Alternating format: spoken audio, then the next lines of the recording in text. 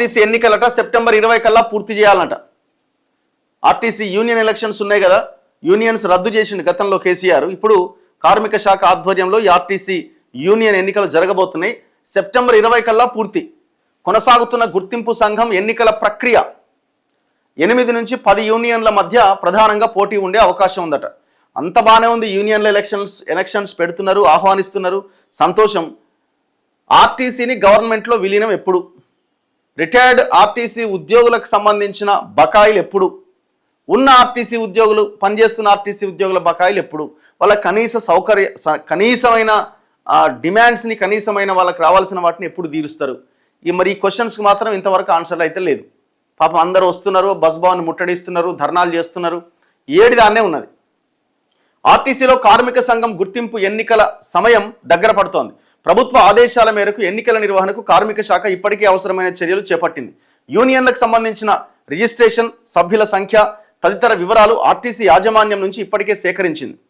ఈ సమాచారాన్ని 10 రోజుల్లోగా పరిశీలించి ఆయా సంఘాలకు ఎన్నికల గుర్తు కేటాయించేందుకు అధికారులు చర్యలు చేపట్టారు. రాష్ట్ర కార్మిక శాఖ ఆధ్వర్యంలో ప్రత్యేక అధికారుల బృందం ఈ ఎన్నికల ప్రక్రియను పరిశీలిస్తోంది. సెప్టెంబర్ 20కి కొంత అటు ఇటుగా ఈ ఎన్నికల ప్రక్రియను పూర్తి చేసేందుకు అధికారులు ప్రణాళిక సిద్ధం చేశారు. సుమారు దశాబ్ద కాలం తర్వాత ఆర్టీసీలో ఎన్నికలు జరుగుతుండడం, ఆర్టీసీని ప్రభుత్వంలో విలీనం చేసే క్రమంలో గెలుపొందిన సంఘంతోనే ప్రభుత్వం కలిసి పనిచేయబోతున్న నేపథ్యంలో గతంతో పోలిస్తే ఈసారి ఆర్టీసీ కార్మిక సంఘం ఎన్నికలు ప్రాధాన్యం సంతరించుకున్నాయట. ఎవరైతే సంఘం గెలుస్తుందో ఆ సంఘంతో కలిసి పనిచేస్తారట. మరి సంఘం కార్మికుల పక్షాన ఉంటుందా? గెలిచినాక మరి ప్రభుత్వం పక్షాన నిలబడుతుందా? వీళ్ళని వదిలేసి ఏమో మరి ఎట్లుండదో చూడాలి. ఈ ఎన్నికల్లో ఎట్లుంటుందో. ఈ ఎన్నికల్లో 35,000 మంది ఆర్టీసీ కార్మికులు తమ ఓటు హక్కును వినియోగించుకోబోతున్నారు. ఆర్టీసీలోని 8-10 కార్మిక సంఘాల మధ్య ప్రధాన పోటీ ఉన్నది.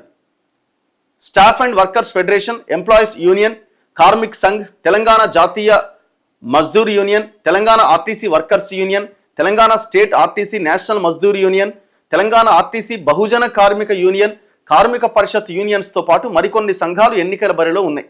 కార్మిక సంఘం ఎన్నికల్లో గెలుపే లక్ష్యంగా ప్రధాన సంఘాల నాయకులు ప్రచారాన్ని ముమ్మరం చేశారు. బస్టాండ్లు, డిపోల్లోనే కాకుండా ఆలయాలు, ఫంక్షన్ హాల్స్లో సమావేశం నిర్వహిస్తున్నారు. కొన్ని సంఘాలు తమకు కార్మికుల నుంచి ఉన్న మద్దతును ప్రదర్శించేలా బైక్ ర్యాలీలు కూడా చేస్తున్నాయట. సో మంచి సంఘాన్ని, యూనియన్ ఎన్నుకునే ప్రయత్నం చేయండి. వాళ్ళు మళ్ళీ రేపు ప్రభుత్వంతో ములాఖత్ కాకుండా లీడర్లంతా మళ్ళీ అందులో ఉన్న లీడర్లు కూడా ఎమ్మెల్సీల కోసం ట్రై చేసే లీడర్లు కాకుండా, రాజకీయాల అంటే ఈ పదవిని అడ్డం పెట్టుకొని రేపు పొద్దున్న రాజకీయం చేయాలనే లీడర్లను కాకుండా జెన్యూన్గా ఆర్టీసీ సమస్యల మీద కొట్లాడే నాయకుడిని, ఆర్టీసీ కార్మికులు ఎన్నుకునే ప్రయత్నం చేయండి. కొంత మీకు లాభం జరుగుతుంది. ఎందుకంటే ఎవడన్నా ప్రశ్నించేటోడు ఉండాలి కదా, మాట్లాడేటోడు. ఎవడు లేకపోతే, మీ ముందు ఎవడు నడవకపోతే ఇంకా ఈ యూనియన్లు ఉండి కూడా వేస్ట్ కదా. రేపు పొద్దున మీకు కావాల్సిన, మీరు సాధించుకోవాల్సిన డిమాండ్స్ కోసం ఈ యూనియన్లే రేపు ముందుండాలి. గెలిచిన యూనియన్లే.